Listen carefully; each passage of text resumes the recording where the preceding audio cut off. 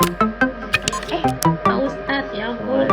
Waalaikumsalam, Pak Ustadz. Syadaralun, sebuah rekaman yang dibagikan ke media sosial oleh Lucinta Luna di akun TikToknya @lucintaluna12 menampilkan Ustadz Syam merangkul Lucinta Luna membuat banyak warganet terkejut.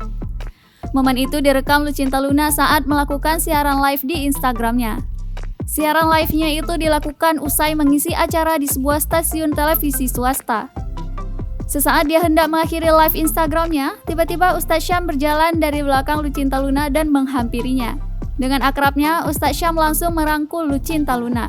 Rangkulan Ustadz Syam sempat menjadi sorotan oleh warganet di kolom komentar akun media sosial Lucinta Luna.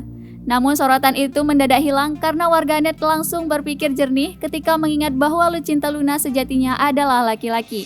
Ya Pak Ustadz, aku nggak galak kok Pak Ustadz. Ya, baik banget. Aku baik kan Pak Ustadz. Insya Allah baik. Aku nggak gigit kan Pak Ustadz. Ustadz Syam pun sempat terkejut ketika Lucinta Luna memanggil dirinya dengan sebutan Ya Habibi. Kemudian dengan nada bercanda, Lucinta Luna mengatakan bahwa ia tak berani dekat-dekat dengan Ustadz Syam karena takut diruqyah oleh sang Ustadz. Dalam video itu juga, Ustadz Syam mengatakan bahwa Lucinta Luna merupakan sosok yang baik. Ada momen lucu ketika Ustadz Syam hendak pergi. Transpuan yang memiliki nama lahir Muhammad Fathah ini menyampaikan bahwa ia ingin diajari mengaji oleh Ustadz Syam.